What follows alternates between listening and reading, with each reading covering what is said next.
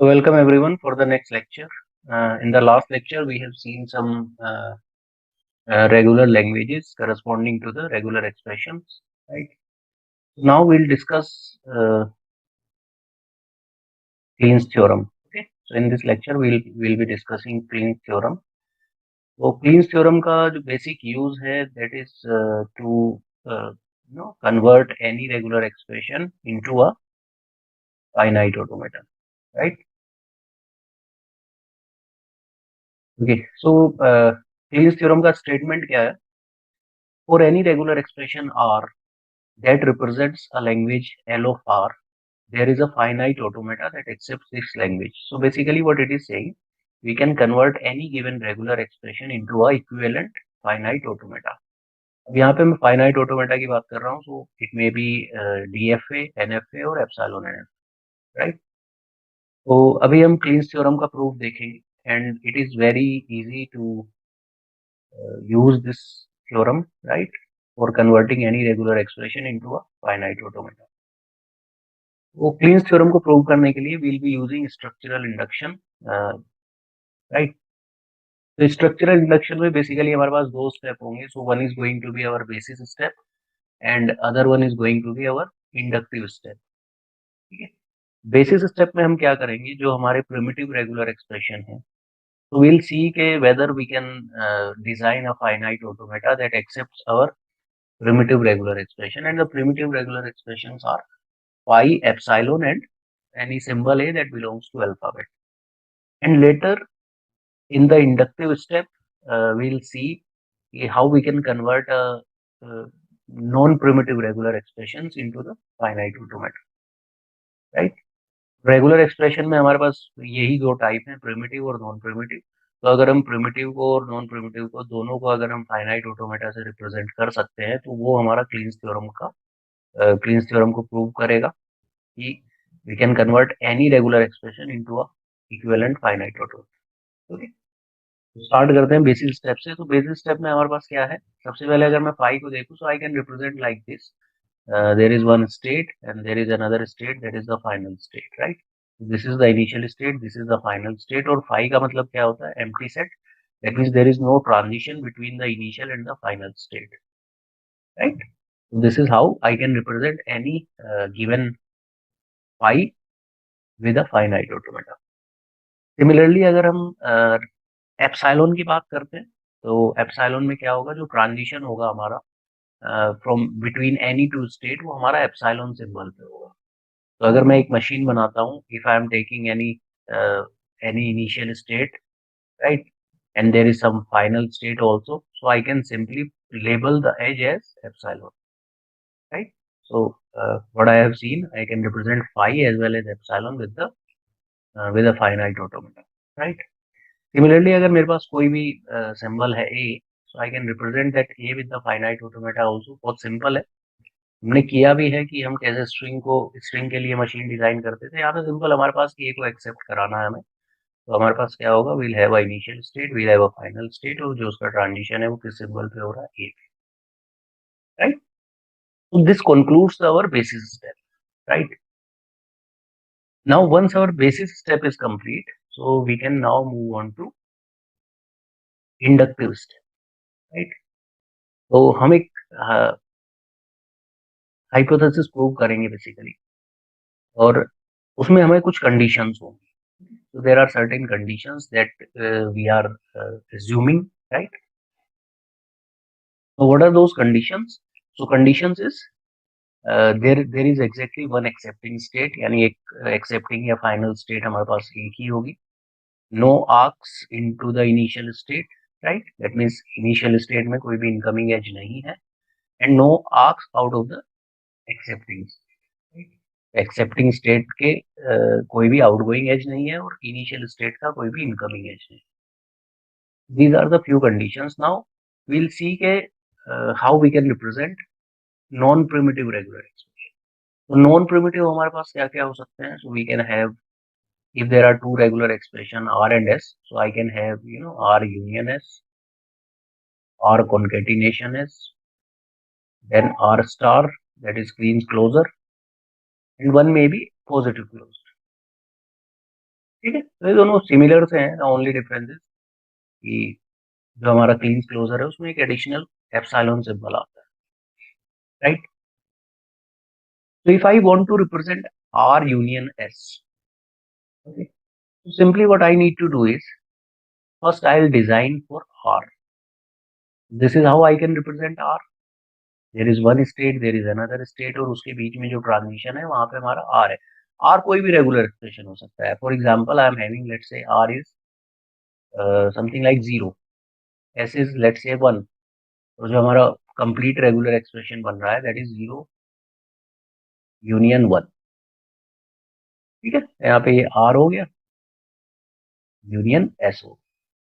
ठीक, तो इस तरह की प्रॉब्लम से हमें डील कैसे करना है अगर हम क्लीन थ्योरम यूज कर रहे हैं. तो सबसे पहले हमें हमें यूनियन लेना है. तो यूनियन में हमारे पास क्या होगा, यूनियन मीन्स और जब हम और की बात करते हैं तो हमारे पास दो पैरेलल पाथ क्रिएट होंगे. So this particular string or this particular regular expression would be uh, handled by one of the path and this will be handled by the other path. तो अभी मैं जीरो के लिए कर रहा हूँ.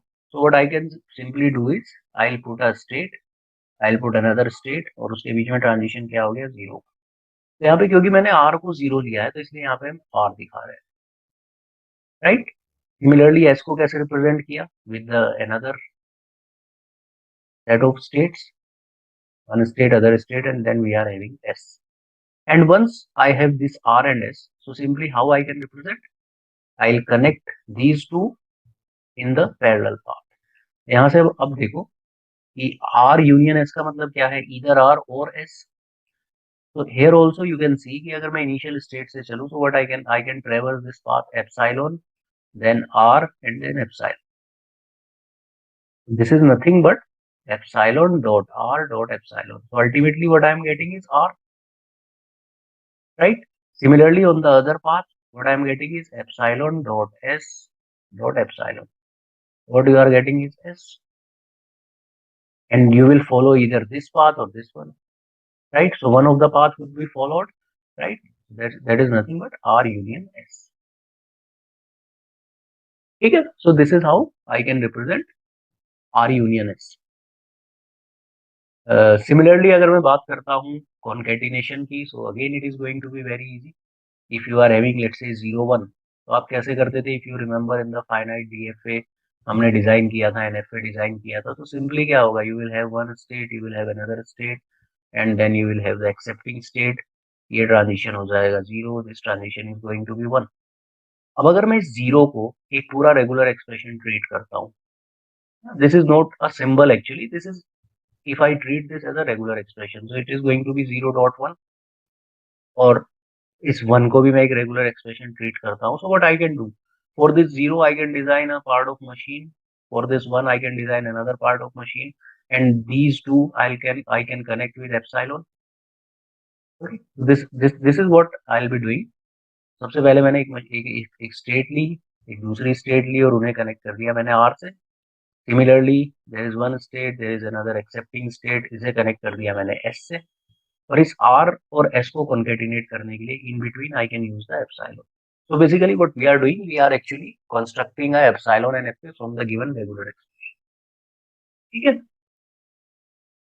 so I can represent R dot S with the help of a finite automata. Similarly अगर हम बात करते हैं R star की, तो R star में क्या होगा, R star means you can repeat R any number of times. So it may be starting from epsilon, then R to the power 0 is epsilon, then R to the power 1 is R to the power 2 is 2 times R, then 3 times R, and so on, right? सबसे पहले मुझे R को देखना है, तो simple मैं R कैसे बना सकता हूँ, अगर मैं इसे मशीन को ब्रेक करके बनाता हूँ, तो I can have a state, I can have another state, and in between I can have R. R is any regular expression, right? और अगर मुझे इस R को रिपीट कराना है, so what I can do is, इस state से वापस मैं आ सकता हूँ विद द एप्सिलॉन ट्रांजिशन. इसमें आप देखो, you can repeat R any number of times, right? If this state is 1, this state is 2, so I'll go from 1 to 2, then R, then again I'll come back to 1, then again R, then again I'll come back to 1, and so on. So you can repeat R any number of times. ठीक है, अब फिर हमने क्या किया है, इस particular जो पार्ट ऑफ मशीन है इसे हमने कनेक्ट कर दिया एक इनिशियल स्टेट से एक फाइनल स्टेट से। तो ये बेसिकली क्या हो गया, अभी इसे अगर हम ये जो एप्सिलॉन ट्रांजिशन है इसे कंसीडर अगर नहीं करते हैं तो यहाँ पे आप देखो कि if I consider this part of the machine, this one, ठीक है, तो यहाँ पे आर जो है वो at least it will be repeated at least one time, right? तो one time, two time, three time, four time, so that is what, so this part of the machine is actually representing R plus। और अगर इस R plus में मैं एक epsilon और add कर देता हूँ, एक एप्सिलॉन ट्रांजिशन, ठीक है, क्योंकि R स्टार में if you remember R star is nothing but R plus union epsilon. अब तो मेरे पास खाली एप्सिलॉन भी हो सकता है, so what simply I can do, if I connect this initial state, ये इनिशियल स्टेट है ना, if I connect this initial state directly with the epsilon transition to the final state, तो उसमें epsilon भी include हो जाएगा, that means मैं directly इस initial state से final state पे आ सकता हूँ with the epsilon transition, this one, okay. तो पहला पार्ट क्या था मेरा, R पॉजिटिव क्लोजर, इसमें मैंने एक एप्सिलॉन और इंक्लूड कर दिया, तो ये क्या रिप्रेजेंट करेगा, it will represent R star, okay. So what we have seen is from this discussion we can represent any regular expression, whether it is primitive or non-primitive with the equivalent finite automata। तो ये हमारा prove करता है, and obviously with the preconditions that we have, three conditions we have assumed, उन सारी conditions को follow करते हुए we can design a DFA, we can design a FA actually, finite automata for any regular expression। So this proves our Kleene's theorem, right? एक question देख लेते हैं, let's come to this, this is quite simple, so let's this, okay, किस तरह से हम deal करेंगे, you can do other problems also and if there is any issue you can put it in the comment section। मैं एक simple problem दे रहा हूँ, let's suppose ये रेगुलर एक्सप्रेशन मुझे गिवन है और मुझे इसके लिए फाइनाइट ऑटोमेटा डिजाइन करना है ना, specifically what I am designing is epsilon and F. अब आप कैसे डील करोगे, तो अगर मैं इस प्रॉब्लम को देखता हूँ, so what I can do is I can start with this part.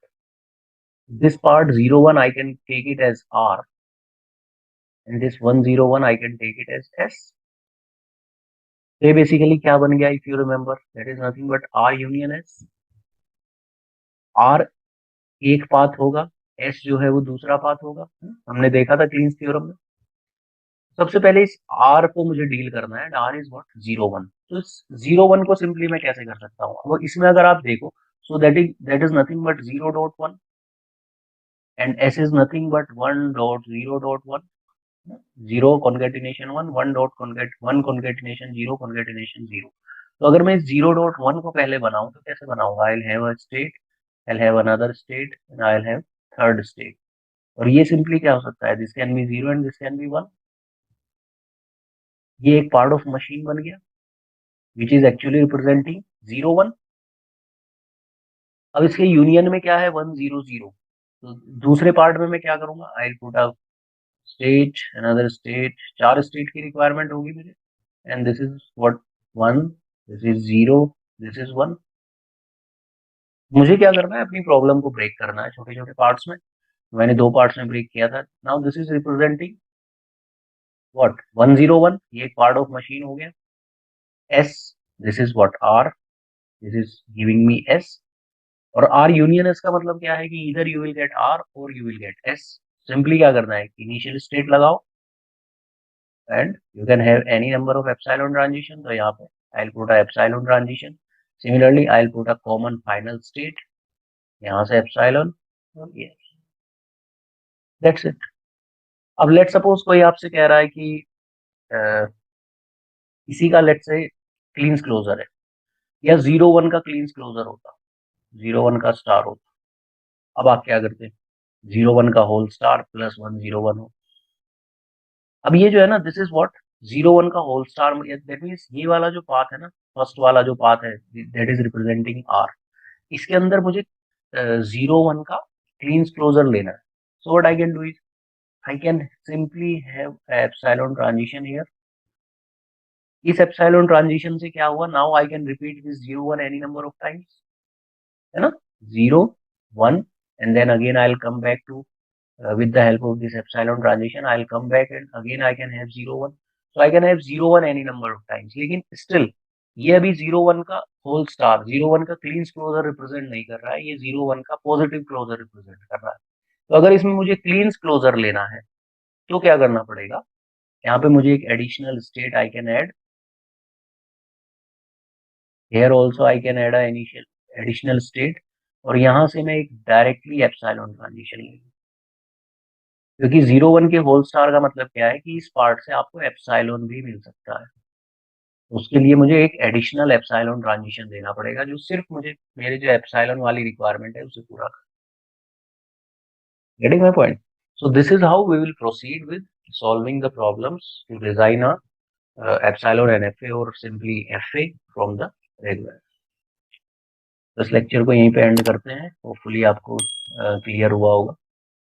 Thank you.